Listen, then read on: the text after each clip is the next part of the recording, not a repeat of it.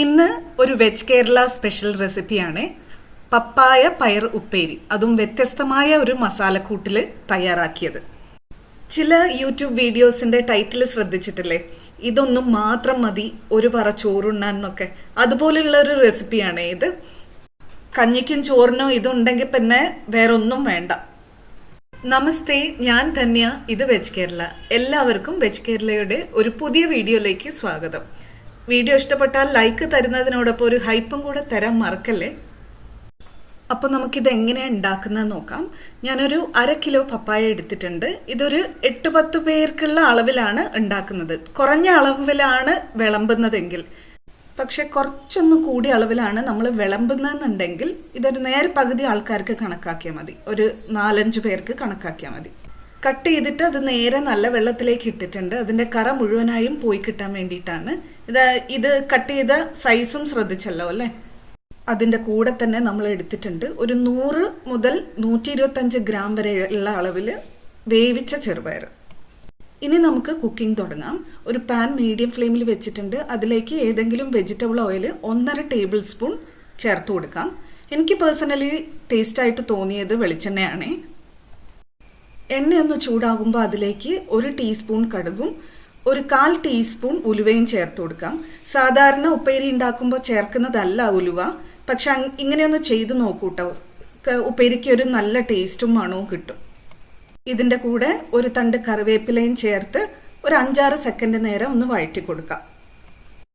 ഇനി നമുക്ക് നമ്മൾ മുറിച്ചു വെച്ച പപ്പായ കഷ്ണങ്ങൾ വെള്ളത്തിൽ നിന്ന് ഊറ്റിയെടുത്ത് ഇതിലേക്ക് ചേർത്ത് കൊടുക്കാം. കൂടെ തന്നെ പാകത്തിന് ഉപ്പും കൂടെ ചേർത്ത് കൊടുക്കാം. 1 ടീസ്പൂണാണ് ഞാൻ ഇപ്പം തൽക്കാലം ചേർക്കുന്നത്. ഇപ്പം തന്നെ ഇതിൻ്റെ കൂടെ നമുക്ക് മഞ്ഞൾപ്പൊടിയും കൂടെ ചേർത്ത് കൊടുക്കാം. ഈ ഒരു അളവ് പപ്പായയ്ക്ക് 1/4 ടീസ്പൂൺ മുതൽ 1 ടീസ്പൂൺ വരെ മഞ്ഞൾപ്പൊടി ചേർക്കാം. നമുക്ക് നന്നായിട്ടൊന്ന് മിക്സ് ചെയ്ത് കൊടുക്കാം. പപ്പായ കഷ്ണങ്ങളിലൊക്കെ മഞ്ഞൾപ്പൊടി ഒന്ന് പെരണ്ട് വരുന്നത് പോലെ മിക്സ് ചെയ്ത് കൊടുക്കാം. ഇനി നമുക്കിത് അടച്ചു വെച്ച് വേവിക്കാം. ഒരു 3-4 മിനിറ്റ് എടുക്കും ഇതൊന്ന് വെന്ത് കിട്ടാൻ വേണ്ടി. ഇടയ്ക്കൊന്ന് അടപ്പ് തുറന്ന് ഇളക്കി കൊടുക്കാൻ മറക്കല്ലേ കേട്ടോ. അപ്പോഴേക്കും നമുക്കിതിലേക്ക് വേണ്ട തേങ്ങ ചതച്ചത് തയ്യാറാക്കാം. ഇതിനു വേണ്ടി ഞാനിവിടെ എടുത്തിട്ടുള്ളത് 1 കപ്പ് ചിരകിയ തേങ്ങയാണ്. തേങ്ങയുടെ കൂടെ തന്നെ കുറച്ച് ഇൻഗ്രീഡിയൻസും കൂടെ നമ്മൾ ചേർക്കുകയാണ്. ഞാനിവിടെ ഒരു മീഡിയം സൈസ് വല്യുള്ളിയുടെ 1/4 ഭാഗം അരിഞ്ഞ് ചേർക്കുന്നുണ്ട്. അടുത്തതായി നമ്മൾ ഇതിലേക്ക് ചേർക്കുന്നത് ചുട്ടെടുത്ത ചുമന്ന മുളകാണ്. കനലിലോ തീയിലോ കാണിച്ച് ഒന്ന് ചെറുതായിട്ടേ ചുട്ടെടുക്കാവുള്ളൂ കേട്ടോ. ഓവറായിട്ട് കരിഞ്ഞു പോരുതേ.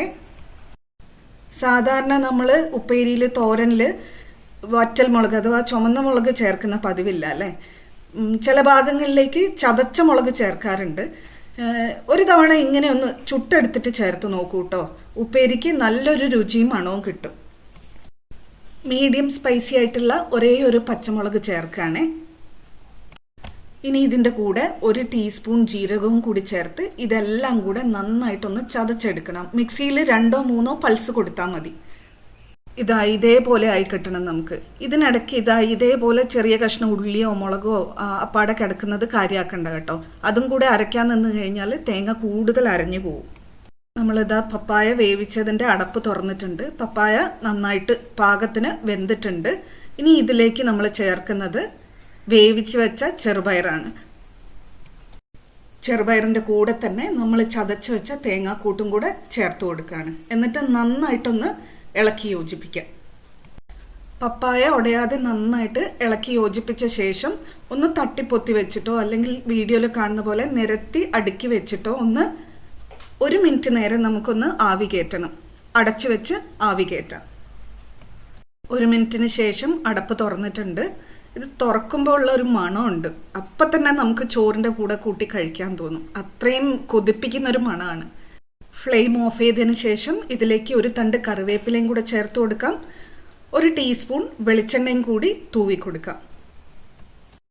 അത് നന്നായിട്ടൊന്ന് ഇളക്കി കൊടുത്തു കഴിഞ്ഞാൽ നമ്മുടെ പപ്പായ പയർ ഉപ്പേരി റെഡിയാണ്.